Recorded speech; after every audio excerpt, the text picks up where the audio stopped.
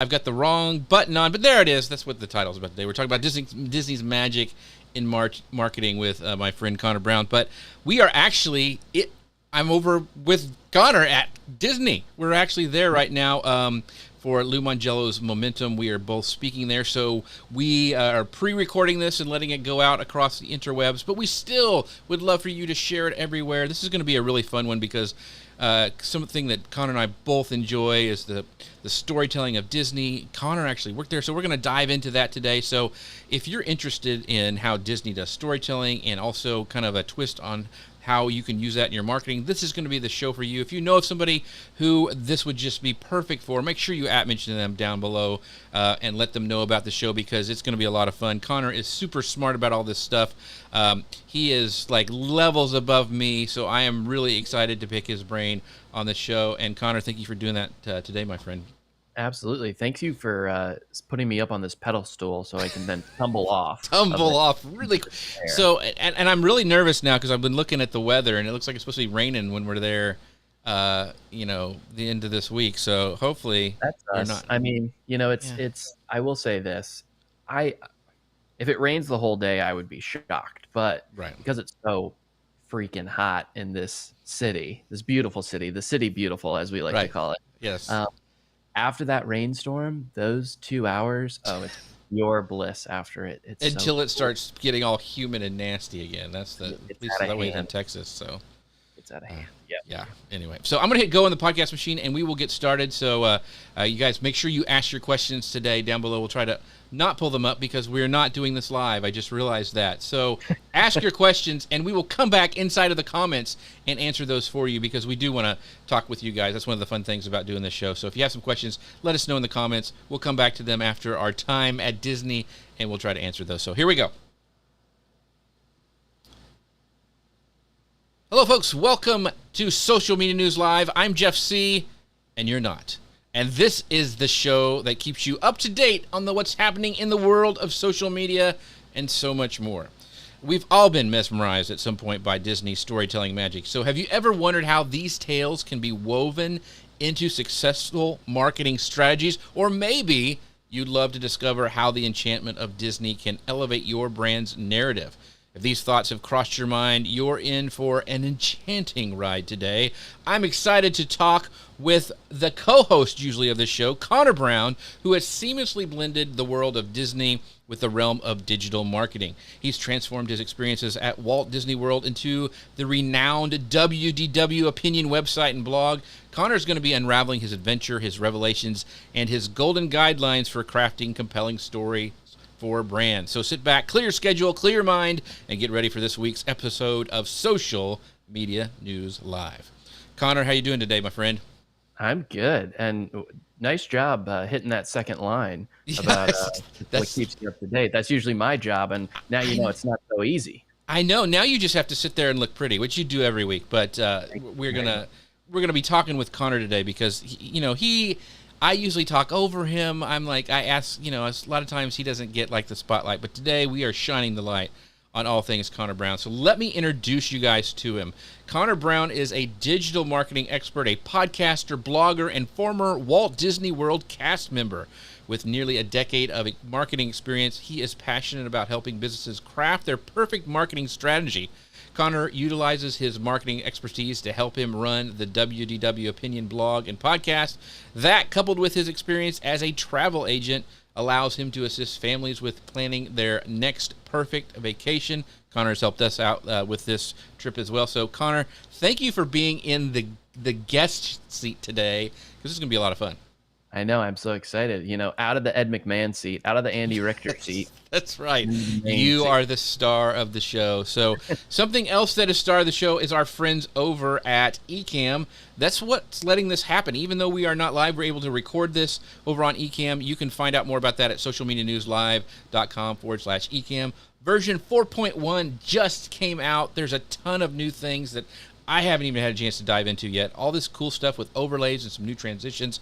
So if you haven't jumped into it yet, you guys need to give it a try. You can find out more about socialmedianewslive.com/eCam. I'm also doing a meetup with their creator camp that's going to be I think it's the second week of October and the 11th. We're going to be meeting up there with Ian Anderson Gray. If you'd like to join us, it's going to be a free thing. All you're going to need to bring is like some money for drinks maybe, and you can find out more about that at jeffc.com/meetup. That's jeffc.com/meetup. Come hang out with me and Ian Anderson Gray.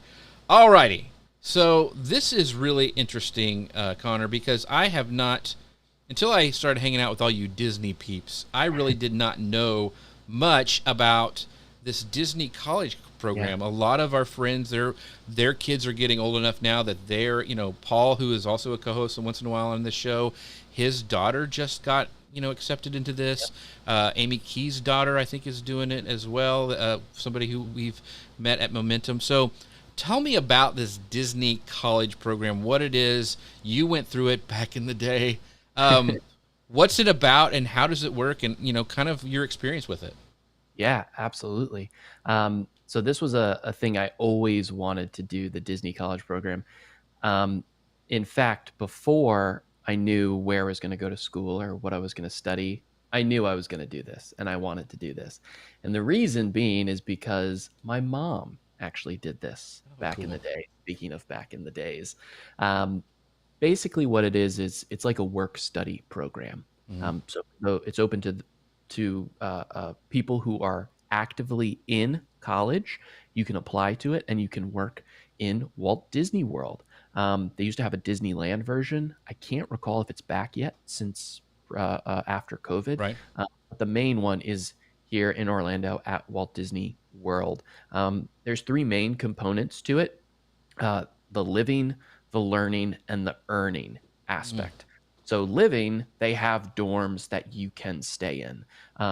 Now they are brand new, like less than a year old, maybe a year old, and they're super, super nice. The dorms that I stayed in are not the nicest, but they were getting towards the end of their life cycle. Funny enough, they've actually been converted back into regular apartment buildings for people to live in. And the other day in the mail, I got a letter like, "Hey, move into Chatham Square." And I'm like, "What? The place I lived in a dorm? Like, no way." So there's some poor people out there who are living in them again. So that's the living aspect of it. You live with roommates. And one of the really cool aspects of this is people participated not just from all over the country, but from all over the world.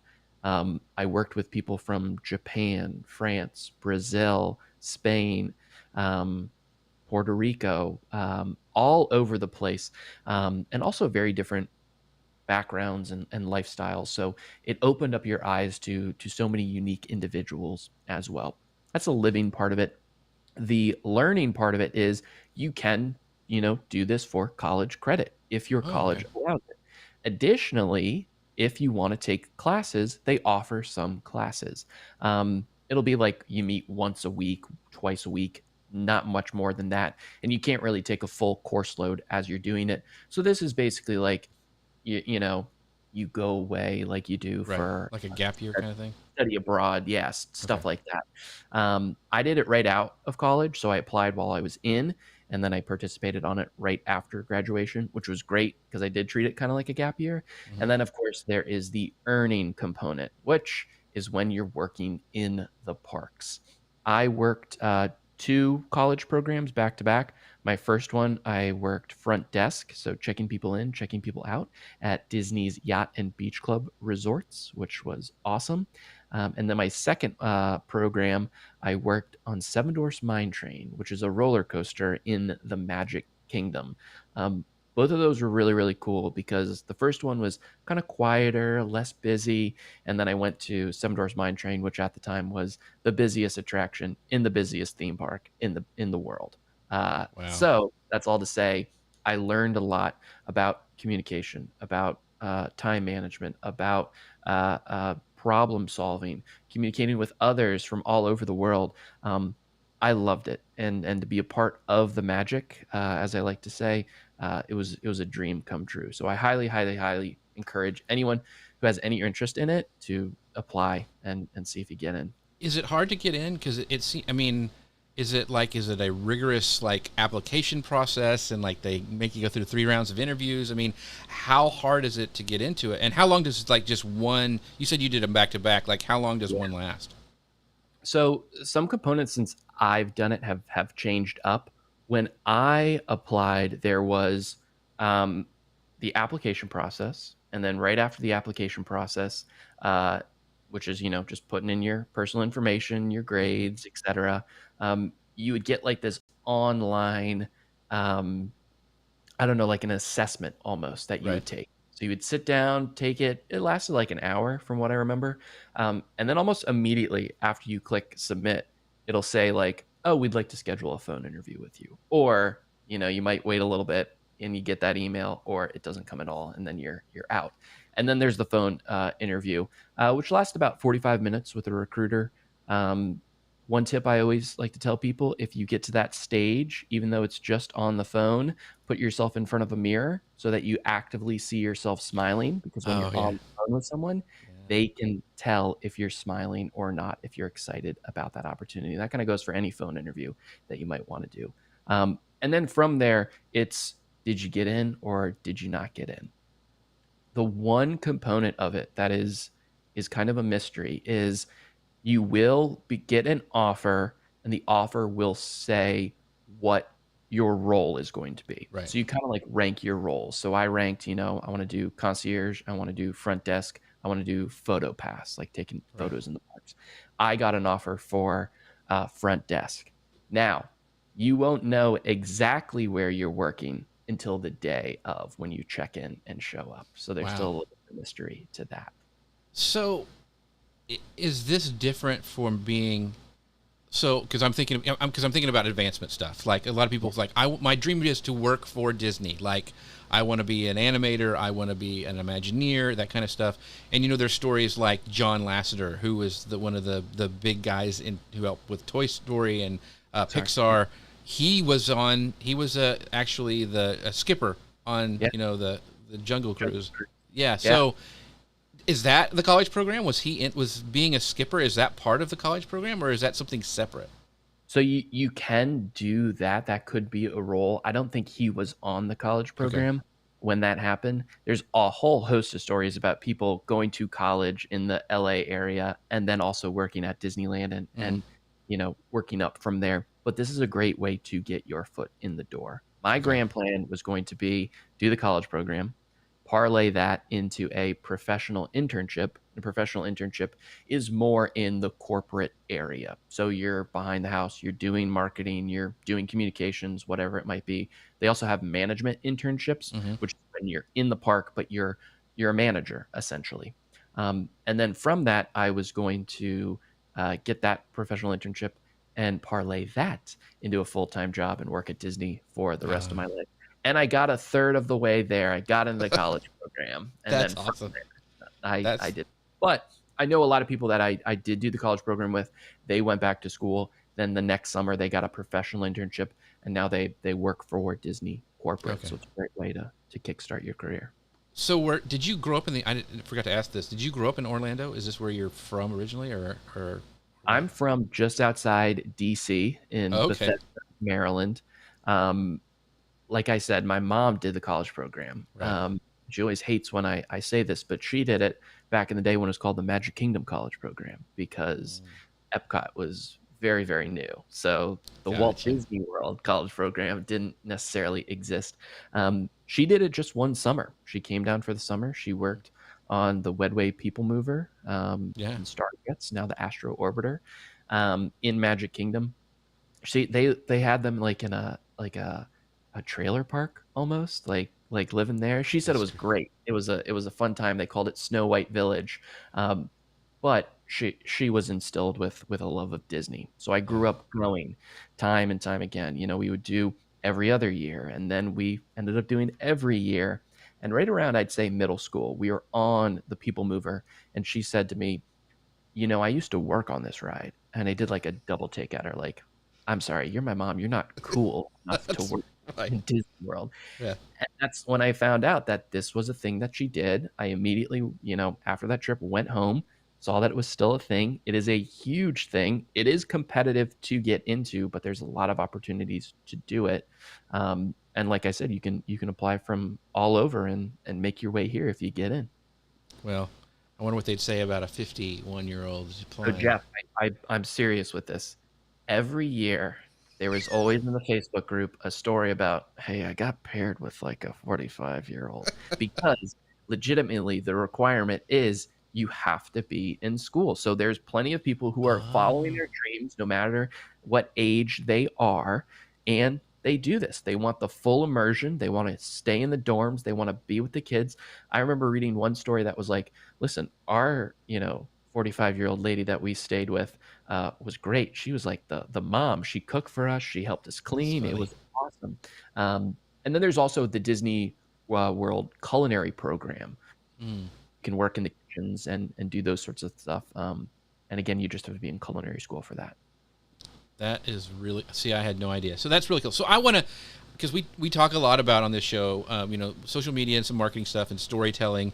And so I wanted to talk to you about, because you are a marketer and you do Disney and you actually do travel agent stuff, all that kind of stuff. So how did the college program like really help you get introduced to the power of storytelling, and maybe how like solopreneurs and small business owners can learn some of these tricks and trade craft from Disney to put this in their own branding? What's so interesting about Disney is that they don't sell a ride on a roller coaster. They don't sell sitting down to watch a movie. They don't sell a stay in a vacation. They sell the memories, right? And when you go through their training and you learn more about that and you learn how that's on display and what our process and part of the world that we're in, what we're offering to people, you start to realize, oh, you could build a story around kind of anything. And that's what you're selling. Whatever, item, service, product, you're really selling the story of how that's going to help your life, solve your problems, get you to the next level, educate you. It's all about the feeling that it's going to elicit when you experience that thing. And from Disney, they start at the very, very core of it with storytelling. Because back in the day, they started as a film company, right? Mouse cartoons. Walt started with that. And then he moved into, feature length films and then live action films. And then the natural progression was, well, can we take everything we've learned in the storytelling business and put it into the real world and have a story every single day for thousands of people? And that's how it evolved into the theme park and the parks around the world, the parks and resorts around the world. And it goes all the way down to the word choice and the nomenclature that they use. There's a reason why when you work at Walt Disney World, you're called a cast member and you're not an employee, because you're part of the cast that's putting on this story every single day. There's a reason why when you go and take your break in the break room, you're going backstage. You're not going, around back or whatever. It's backstage, because there's a mirror right before you go on stage to make sure you're in the Disney look. Because once you step foot on the stage, the world is your show and you're part of the show and you're all part of telling those stories. I think there's so much to learn from how Disney tells stories, but all you really have to do is step foot in the park and kind of let the world around you happen and notice. But Disney does a really good job of disguising when stories are happening so that you don't even know they're occurring around you, and they make it very fluid and natural in a way. So one of the things that I remember, and you can probably maybe talk a little bit about the behind the scenes stuff. One, because I got so jealous when you told me that one time you got to go tour the Haunted Mansion ride, like go back in there and like look and see how everything's made with the lights on. That's really cool.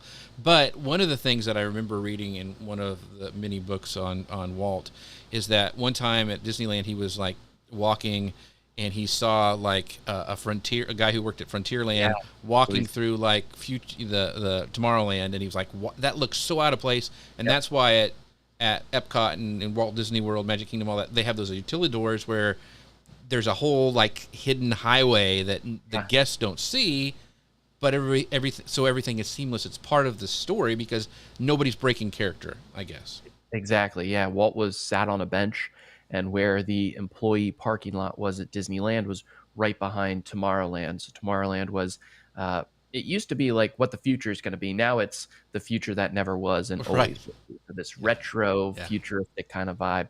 So spaceships, the astronauts with the big, fish bowls on their head. Mm-hmm. Yeah. And he was sitting there one day and he saw a cast member decked out in his Western gear heading to Frontierland, um, walking through Tomorrowland. And there wasn't anything that cast member could do about it. He was just getting from where his car was parked to where his job was that day. But Walt saw that, and this was the creative genius of him. He knew that broke everything. It ruined the story in an instant. And he said that in his next iteration of this was never going to happen. So, flash forward, 20 years, and Magic Kingdom is finally built in 1971 here in Florida. When you step foot onto Main Street, you're actually 10 feet above quote unquote sea level. Right. Below you is all the utilidors, and utilidor stands for utility corridors. So, below you are thousands of cast members going every which way to get to their job so that when they come up and there's a network of stairs, they're in the right attire, in the right land, so it doesn't break the storytelling. Now, what can we as entrepreneurs learn about that is that the behind the scenes for us is just as crucial as what we put out in front of everyone to see. We want it to work flawlessly so that it helps with our storytelling and that it doesn't break from the narrative we're trying to tell. One perfect thing is maybe you have a form or maybe you have a process that's broken, that's not feeding the right information. Well, all of a sudden, you could tell the greatest story in the world. But if your info isn't getting delivered to the right person, it's null. It's null and void. So setting everything up behind stage is just as important as what you put out for the world to see. And the utilidors are kind of that perfect example of that. Yeah, I just love that story. And it's cool that you got to walk through them too. I mean, that's kind of... Well, let me just say they were a nightmare. Were they really? Yeah. So when you started, they would give you a map, and the map is just like Frontierland, Liberty Square, like use stairs 17B, and you get all turned around. There's no windows, obviously, so it's a time. I mean, it could be 11 o'clock at night or whatever. I didn't go through them so much because there was a back way to get to where Seven Dwarfs Mine Train was. But every single time I was down there, I pinched myself because it was so cool. There were people coming and going. There was golf carts going all through. It's a whole city underneath your feet. There's a break room. There's a Subway down there, like Subway sandwiches. There's a barber, cosmetologist, all sorts of stuff down there. That is amazing. So I didn't ask you this earlier. What did you enjoy the most? Did you like doing the when you were up front, with guest relations, or running the actual ride? So when I worked front desk at the hotels, I like that one more.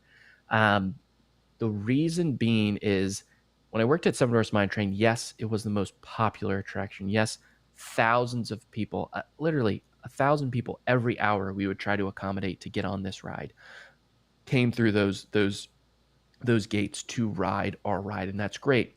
But our main thing with that was safety, courtesy, show, and efficiency. Those were the 4 keys that Disney tells all their cast members to focus on. Safety, everybody's got to be safe. Courtesy, be courteous to everyone. Efficiency, and then show, that showmanship is the last part. So efficiency is a big thing. We want to get as many people on this as possible so that they can enjoy this, and so many people can enjoy it throughout the day. Because of that, I didn't have a lot of one-on-one interaction with guests. It was pull up on your lap bar, pull up on your lap bar, pull up on your lap bar, send the train, 20 more people get on, right? When I worked front desk, not only did I get to spend more time with them, the check-in process lasted, 10 to 15 minutes, depending upon what people were checking in and things like that. But each and every day, I got to see them come back. I got to see them come back from the parks that day. I got to interact with them. I got to share advice with them. I got to hear their stories about who they saw, about what characters they met, about what rides they went on, what shows they participated in. So I love that because I felt more a part of the story and their story on that Disney vacation that they were taking. So on your mind train, what are some like insider things? Like what happens when somebody got sick? Was it a code green or something like that? That you like Code V. Code V. We got a code V. Code V. uh, V stands for vomit. Gotcha. Yeah. So anytime you would hear on the radio code V, you're like, here we Ruh-roh. go again. Yeah. Yeah. So, I want to talk a little bit. You talked about the utilidors and some of this stuff, but what is your experience with Disney? How has that influenced the way you create content? Like, especially like Instagram or TikTok, which I know you do a bunch of stuff on. Were there storytelling lessons you learned from like interacting with people or watching other cast members, how they, perform out in front of people? What are some takeaways that you kind of got from your college program that helped you create content? Yeah. Two big things, I think. One, and I kind of already touched on a little bit, the power of the smile, right? When you smile, it elicits this emotional space with someone and kind of can put them in the right mood that you're trying to express as well. And the second thing, which this is a creative thing and it takes a lot of time to really hone in and perfect this, but it's clear communication. That is without a doubt the most important storytelling aspect, period.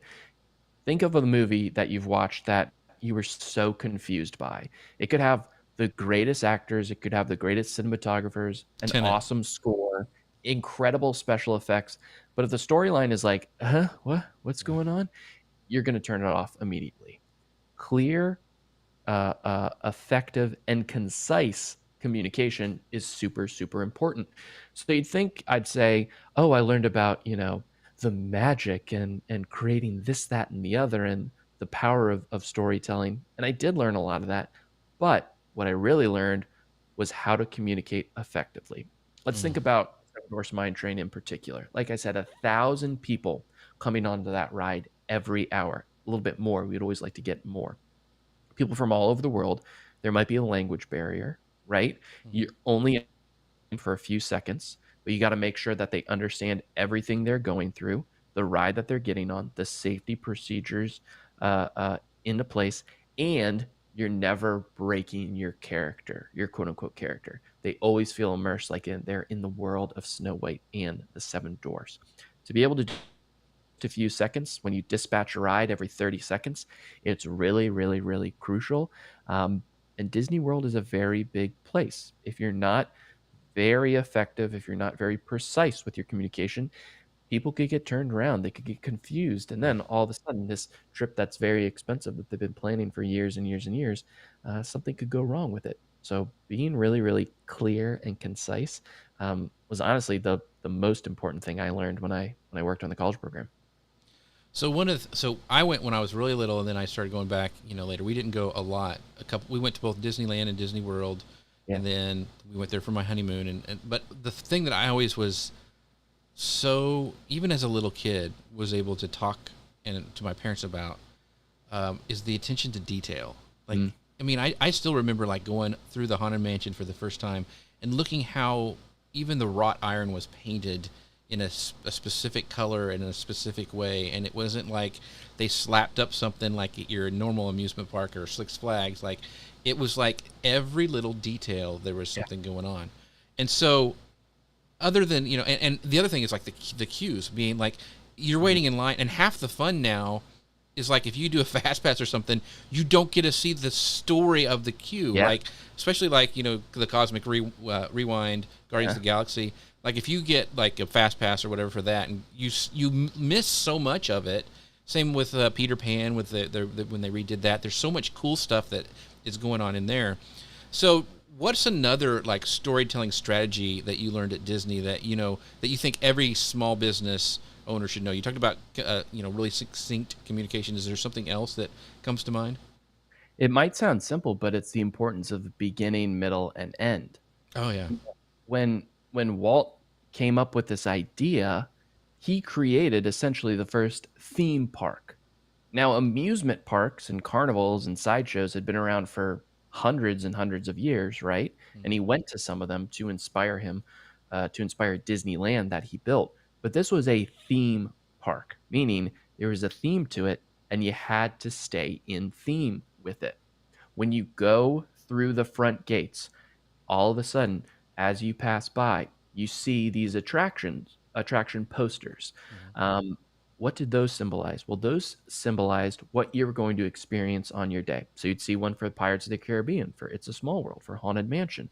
Those were like when you went to the movie theater, the coming soon attractions, Right. right? So it's setting the tone. And then you smell the popcorn. Oh, the story is starting to develop, just like you're going into a movie. And then you're on Main Street, USA. You hear the music of that period. You smell the smells from the confectionery. And you see all these people in this garb that is traditional from the kind of the turn of the century in the Mhm. 1900s in America. So that's setting the stage for everything. Then you get to the hub. And from the hub, which is right in front of the castle, you get to decide where your day's going to go. You can go into Tomorrowland, you can go to Fantasyland, you can go to Frontierland, but the world is your choice to make from that. The middle, and then the end when you get to your destination and you're on your attraction and you're going through all of it. That's a bigger picture thing, of course, but to your point, Jeff, when you're in line for a ride, that's the beginning. That's setting the stage so that when you get on the attraction, you already have this backstory of what you're getting yourself into. And that's what also separates them from an amusement park. Six Flags, you get into this like cow corral, like your cattle. Right. Yeah. Yeah. There's sun everywhere, and there, it's a Right. 1,000 degrees, and then you get on this roller coaster that does 6 flips, and at the end of it, you're like, "Why did that happen? What was going on?" Yeah. Right? With Disney, there's always gonna be a beginning, the middle is gonna be the story, and then when you get off the ride and it comes to this conclusion, now you have those memories. Now you get to talk with your family. "Wasn't that awesome? That was so cool. Did you see this detail? Did you see that detail?" And it all comes together. So really understanding what is your beginning, what is the middle, and what is the end of the story that you're trying to tell is crucial when it comes to effective marketing. Yeah, I think one of the things that we tend to get really like drilled down. It's like, oh, I've got to write the perfect copy. I got to get the Ah, copy right, and then but we forget about some of the other senses. And it was great. We had Phil Mershon on a couple of weeks ago, and he was talking about creating a great event and how he would actually brew coffee and have fans blowing out. And at Social Media Marketing World, he'd have like a tropical scent when the people would check in. And so I think it's really interesting, and I think companies that are really aware of this and thinking of ways to enhance other senses. Now, I know a lot of us, like, we're social media marketers. How are we supposed to like send a smell email? How's that going to work? But I'm talking about like somehow to invoke a sense of nostalgia, which is yeah. Disney's big thing. Like that's what they're going for, and like, now there's a lot more older adults that are coming into the park, and they're starting to change some things to cater to them a little bit more. So, I think being aware of we're not just doing one thing. We're not just going to write good copy and then we're done. The more ways we can engage the reader or the guest, as like you would say, we're going to be better off, and it's going Yeah. to enhance our marketing. Think of the end, right? Think of the end result that your client, your customer, your guest, what you want them to experience, right? What's going to be in their head? What's that emotion that they're going to feel? And work backwards and Mhm. try to tell a story that's going to get them to that point. We often think, again, that once they've purchased the product or they've purchased our service, that it's over. But no, the way to get the next customer or to get them to be a return customer is to have them feel an emotion or feel an effect that makes them feel secure and happy with what they did. Um, and that's what Disney does best. Yeah, they set up all this awesome stuff for you to do, and you come in and you have a great time. But all of a sudden, when you leave, you have all these memories. And you have all these memories that are so cool, and you had such a great time that the next thing that as soon as you get on that plane and you go back home, you're thinking, when can I come back? When's the next time I can come back and plan another trip? So in a way, the most effective marketing that you can do is be so good that they want to come back and you don't have to convince them. Convince them for the one time, and then they'll be a lifelong fan if you can do that. So lastly, I want to just kind of hit on when you were talking about this and talking about the beginning and end, and also the consistency of the theming that goes across. But even like you both you and I enjoy the Disney cruise ships, and the way that they continue that theming across to their ships, every ship is different, but there's also the consistency through it, from the artwork that when you're going up and down the stairs you see, and I swear it was changing and it didn't. I mean, it wasn't, I just got lost. But it's amazing, the artwork. Our first ship that we went on was the Magic, which I love the style of it because it's that Art Deco style, but it also has the fantasy elements of what Disney has, through their stories. And so as marketers, that we continue the consistency. It's really easy, like, okay, here's my emails, here's my social media presence, here's all this stuff, but finding a way, as simple as it can be, to tie that together, I think is super, super important. Oh, absolutely. And you know what? Some of those images do change on the I know there's some digital ones, but I was like, I just got lost that one time. I've been there. I've been on them plenty, and I still get lost. One thing that I heard, which is super interesting, is that each ship is different on the Disney Cruise Line. But if you took out all of the quote unquote Disney touches, so meaning you took away all the Mickey references or the Minnie references, the references to the characters that they own within the ship, and you put someone in the lobby, in the atrium, even if they've never been on a Disney ship, they should be able to say, this is a Disney Cruise Line ship. Right. And that's what a brand is, right? That is exactly what a brand is. A logo is an image, but a brand is knowing, you put a sneaker in front of me, if the logo's taken off, I know that's a Nike shoe. That's a Nike shoe. And the way that Disney has been able to perfect that is they take it from the movies and the TV and all of this into the theme parks, and then they take the theme parks, land, and put it in the middle of the ocean.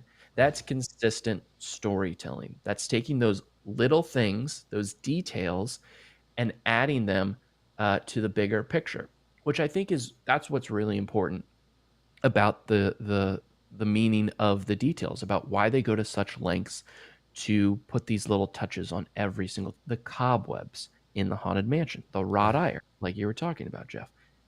It's because that's what they do, not just that you've come to expect it, but it's for the next thing. So that when you do see that thing, this is Disney. Why? Because of these little details. Details add up, little details add up to a big thing of what they're trying to create. Yeah, one of the things too, the other thing I think this is such genius, and there's some marketing things that we can take away from it, is that the transitions. Like, it's not like you open the door and you're inside of the Haunted Mansion. And our friend Lou Mangello talks about this a lot. It's not you open the door and then boom, you're there, or you're not even going into the Avengers meal on one of the Disney ships. There's this transition to get you there. It's not, there's no jarring, like, oh, I just stepped from, Frontierland, I'm in Tomorrowland. Like, there's this transition space, and it's so subtle you don't even catch it. The music changes, the scenery changes, but it's not abrupt. So what do you think we can take away from that with marketing? Because a lot of times we want people to come here, and then when they go here, and we have this funnel, and we go bam, bam, bam, bam. Those are the steps you need to follow, and that's not how Disney does it. It's very, very smooth, I guess you would say. Yeah. So I always equate this to, like, if you're walking down the street and someone pops up out of a store and goes, hey, you should come in here and buy this thing, you'd immediately be like, get away from me, creep. Right. All right? Yeah, exactly. That's what that is. And I see that happen so often in social media and paid tactics, especially. Right. You're scrolling your feed, all of a sudden you see an image or a video of someone, and it's like, stop scrolling. This is what you need to know. If your whole premise is stop, this is why, it's probably not a good idea from the get. Like, if you need to run out into traffic, Mm-hmm. not paid traffic, but real traffic, or maybe paid traffic, and stop everyone so that you can tell them what they're doing wrong, maybe that's not the right audience, that's not the right place, and that's not the right thing that you're trying to sell. The smoothness of it is not only important so that you don't alienate people, but it's the flip of it so that you become more inviting. You Mm-hmm. don't want to be pushy. No one likes a used car salesman, right? That's trying to sell you Right. on the undercoat painting or whatever. Right. Right. New mats, right? Yeah. You don't need that. The smoothness is part of the story and part of that flow. Um, the only real way to do that, I think, as a small business owner or entrepreneur, is trial and error, Yeah. right? What seems to be turning people off? What seems to be resonating with people, and to continue to go. Um, one thing that a Walt Disney quote that is probably one of my favorites. Um, there's two of them, but I'll kind of put them together. Is as long as there's imagination in the world, the parks will never be complete, right? Mm-hmm. And the other is the parks will always be in a state of becoming, Mm. meaning it's never going to be done. They didn't, launch in 1955 at Disneyland and it was perfect. No, far from it. You'll hear horror stories about the opening day, about Right. cement was still wet and ladies' high heels were sinking into it, right? But they continued the process, and every day they showed up and tweaked things a little bit here or there. And then the next thing you know, Disney World, now 50 years old, is this behemoth. And all Right. of this storytelling is on full display every single day because they've had so many days before that to work and iterate and test and adjust. Yeah. There's so many great takeaways from there. And so, yeah, the storytelling and things we can do as marketers to smooth that and I think a thing that smooths a lot of those transitions to sell or to buy, as a marketer, is the community stuff. Like you're that smooths so many of those transitions over, is being able to go and like, hey, Connor said to do this when I'm at Disneyland. I know what he's talking about. I want to do that. And you know what? I'm going to buy his package that he's selling because I know Connor and he's going to take care of me. And he told me like this little hack to do when I'm at the park. And so that's going to smooth that kind of transition of the sale. And so I think that is so huge, that so many people and so many small businesses don't do very well. But the Yeah. more that you can do that, I think it really pays off. We had this thing, and cast members still have it. It was a no strings attached voucher. And the no strings attached is a reference to, of course, Pinocchio. Mm-hmm. But basically, what it was it was like a little pad, almost like where a doctor writes down a prescription and hands to you. And you could use that at your discretion on guests for a number of reasons. Um, Maybe they were, having a rough day, and you wanted them to, uh, uh, get a Mickey ears, right? Right. You'd write that down, you'd write the reason, you give it to them, and then you go with them, and you get that for free. The example that they always share is you see a kid walking through the parks, they drop their ice cream, you run over them with, say, hey, use this, go get a new ice cream since you just dropped yours, right? Um, those little things that in they're not even a drop in the bucket in Right. the terms of what Disney's getting in revenue. They're inconsequential, but those people are going to remember that scenario for years and years and years to come. And then they're going to tell their friends that, and their friends are going to go, and they're going to have a similar experience like that. And it's going to build and build and build. And it's like investing, it's the compound effect. Those Mm-hmm. little things add up, just like those little details that they're building into the rides themselves. The cast members should also be enacting with the guests. And those little things go a long, long way. Yeah. Yeah. Great stuff. One of the things, we've been talking about storytelling. Something that really helps with storytelling, which we're using today, is our friends over at Ecamm. You can find out more about them at socialmedianewslive.com/Ecamm. If you've got a Mac and you're wanting to tell a video or an audio story, it is a no-brainer. It makes it super easy to do. They just released their 4.1 updates, where it's just some of the overlays and the cool stuff you can you can make with Ecamm. It's mind blowing. And so if you're wanting to tell your own story with video or audio, make sure you check them out. socialmedianewslive.com/Ecamm. Man, Conor, I can nerd out about this forever, but I want to get to this second part because you wear another hat where you actually teach marketing and strategies to other travel agents, the company that you work for. So I wanted to kind of talk about this and kind of couch it in the storytelling and maybe some of the training that you do. Is what is a big mistake that you see, like small business owners or even maybe people who are coming in that you're having to train as new travel agents, that they make with their storytelling, and how can they kind of overcome that? I think the biggest thing that so many people are afraid of is the selling aspect of it, right? No matter what we're doing, we might be an expert in marketing, in video production, in finance, in travel agencies, right? In planning people's trips. And that's great. And we're told as entrepreneurs to take the things that you do best and put them out there for others to interact with and learn from and take and utilize. But the scary part for so many people is the selling of it, is putting it out there. We think of marketing, at least I do, is in this storytelling aspect through this narrative. And that's great. And that's an awesome way to kind of focus your attention and your creativity and ideas. But at the end of the day, we got to sell that, whatever it might be, if it's a product or a service or whatever. So it's less about this is what it's going to cost, right? And more about, hey, if you do purchase this, this is what you're going to get. And this is what your story is going to look like.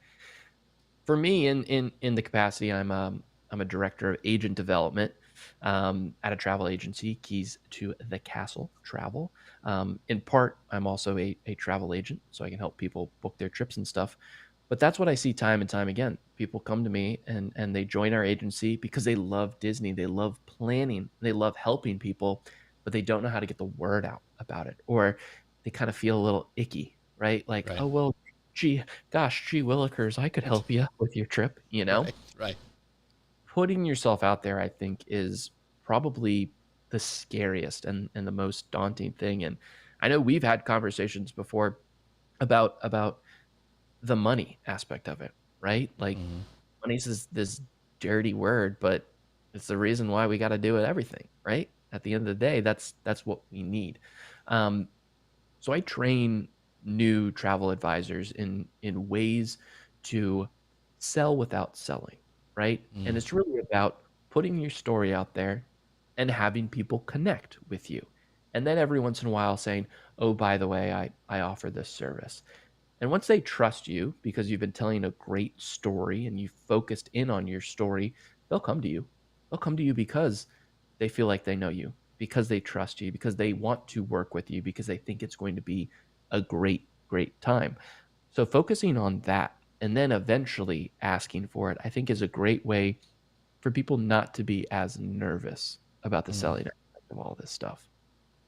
Yeah, so I wanted to just a real life example. So we're going this weekend. We're actually there now because this is recorded. But my daughter and I are going to Hollywood Studios one night, and there's this thing that where you get to go and it's a VIP dinner where you get to sit there at a nice Disney restaurant, and then you get like this VIP seating for Fantasmic, which I waited too long, and I guess they sold out like the first day they came out because everybody wants good seats for this show at the end of the night at the parks. And I was like, man, and I said, Conor, do you have any pull? And he's like, no, I don't have any pull over there. But what he did is he messaged me like this weekend going, hey, they just opened up some more. If you want to go get it, go grab them right now. So I was able to snag these. So that's what we get to do is my daughter and I are going to go and have this great dinner. And then we have this VIP seating for this amazing fireworks, which she has never seen before because we went back when it was COVID and it wasn't there. So it's a big deal. This happened because of Conor's, the no strings attached policy kind of thing, or going above and beyond what he is needing to do. Like, how do you train other people to do that? Because that made a big difference. You got me something that I didn't think I was going to get. It exceeded my expectations. It was just like this, oh, I'll try it. Probably it's not going to happen, but at least I can say I tried kind of a thing. And then it happened. And so that's like, okay, Conor, take all my money, kind of a thing. So how do you train that kind or that level of service to a new agent who's coming in? Like you say, you got to leave your phone on 24/7 and just, you got to be there, and you got to, how do you train what you have learned and what you do now? It is about setting boundaries, because in order for you to be 100% or as close to 100% effective in what you're an expert at, you have to be 100% a human being, which means you got to go to bed. You got Right. to not Right. stress. You got to enjoy your life. You got to spend time with your family. So setting up boundaries with clients, I think, is really, really important. So saying things like, "Hey, listen, you know, I work Monday through Friday. These are the hours. If you send an urgent email, I'll try to check, but just know that this is what it Right. is." And 9 times out of 10, every single client is going to respect that and say, "We totally get it. Thank you so very much." One other thing, we have this thing in place, and I think I've talked about it before. Yeah, we talked about it last week, about you have to respond within 12 Right. hours, Right. right? And a response can be as simple as, "Hey, I've received this and I'm working on it. Just wanted to let you know, here's when I'm going to respond." That alleviates the pressures like that. The way that we train people to do this is by giving them real world examples, right? But the only way that they're actually going to learn the benefits of going above and beyond is by actually doing it. And then they get the reciprocal nature of it, Mm. right? So now I know Jeff's going to throw all of his money at me. That's Yeah, right. it won, right? Yeah. And why did it win? Because I just set a mental reminder for myself to, hey, keep checking it every once in a while, and see if you can get anything from him. Mm. I didn't guarantee anything, but Right. did look, and I think when you are invested in the success of your clients, you're going to be the one who's going above and beyond just because you want it to be special. Right. And when we're talking about Disney, or we're talking about marketing, things that we love, and we love when people succeed or have a great trips, or do this, that, and the other, we know what that feels like, right? We know what it feels like to have a great marketing campaign, and it achieves all your goals, or what it's like to have an awesome Disney vacation and you make all these memories. So because we've experienced that, it's so much easier to go back and go above and beyond for all of your clients, because when they're going to feel like that, they're going to be my customer, my friend, my confidant for life, because of all Yeah. that. Yeah. So that is also a little plug that, like, if you need help with stuff Right. for travel, that Conor Brown is your man. Last question, because we're kind of, like, we geeked out about this, so much Yeah. storytelling. But I know you also do email and paid social Yep. for clients as well. The question I wanted to talk about, kind of in the same vein as we were talking about storytelling. So, how can you balance the brevity? Like, let's talk about paid social ads and maybe some email stuff. Is like, okay, we've got to tell a story, but it's got to be brief. And a lot of times people don't read anything. Like, how do you get that across? Because that is a challenge, especially for, small business owners. A lot of us are doing everything. Like, we're our own marketing department. We're our own customer service department. We're creating new products, you know, but telling a story in the midst of, like, setting up an email campaign. I mean, how do you balance the brevity versus the good story? So I think it's a number of things. One, I do think the brevity is the most important part, right? If I open an email and it's 1,000 words, boy, I'm gonna, go Right. right back out of that. And there's a strong possibility I never return to it, Right. right? Right. Because it's a time and place thing. If it's a complex topic, I know, all right, we'll put it in a folder. We'll get to it when we get to it. But the brevity and giving the people what they want up front, right? Which I think is why an email marketing campaign is so awesome, because you can make it, last 2 weeks with all Mm-hmm. these short snippets in between here, there, this, that, or the other. And people can open all of them, or open the ones that only make sense to them, or open a few here or there. And you're kind of guiding this story, and they're interacting with this story as well. Um, Another important thing, I think, is people focus way too much on what they're putting into the email, what they're putting into the ad, and neglecting the next step. So maybe the next step is a CTA. All right, we got to put that right up. Or maybe the next step is, let's send them to this page. Put yourself in a viewer's shoes that has never met you, doesn't know who you are, but is just seeing this ad for the first time. If they click on this, is this next page going to be exactly what they're looking for based on this ad? If it isn't, then it doesn't really matter about brevity. It doesn't really matter about what your goal is. If there's a disconnect there, then it's all for naught. Another great thing that Disney does, right? You know kind of what you're getting yourself into. They send you these emails about, this is what's offered at your resort hotel.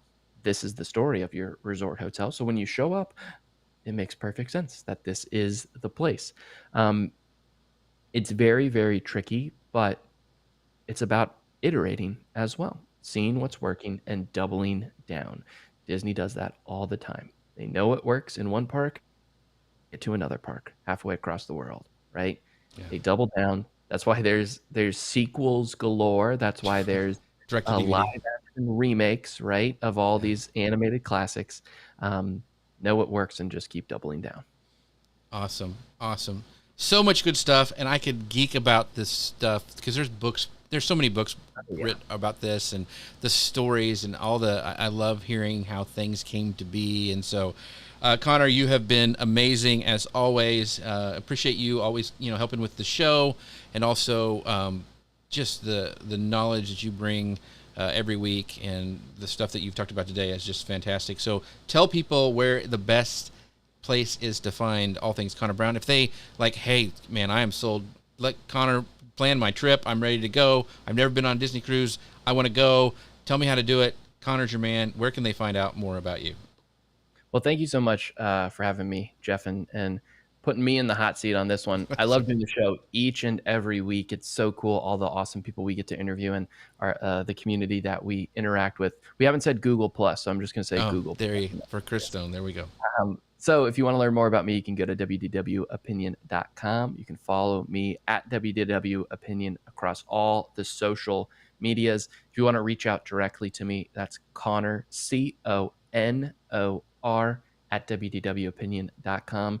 I can help you plan your next perfect Disney vacation, Disney World, Disneyland, Disney Cruise Line, other cruise lines, Universal Studios. I can help with all that. And of course, if you ever want to talk marketing, you can reach out at any of those places as well. Awesome. Thank you, my friend. Thank you guys for watching. We are so sorry we weren't able to bring up your comments live today just because of we are actually speaking, and we're actually at Disney, what we were just talking about. So I'm sure we're going to come back with a lot of cool things to tell you. And just a little plug for, next year, because you missed Momentum this year. Lou opens that up. He usually has around 50 spots that he keeps the whole conference at, which is really, really cool. Makes it very, very intimate, and you get a lot of, it's like a giant mastermind. It is so, so very cool. I love it every year. So make sure you check out Lou Mangello's Momentum for that as well. And with that, we thank you guys so much for watching. Thank you for listening, and we'll see you guys next week. Bye, everybody.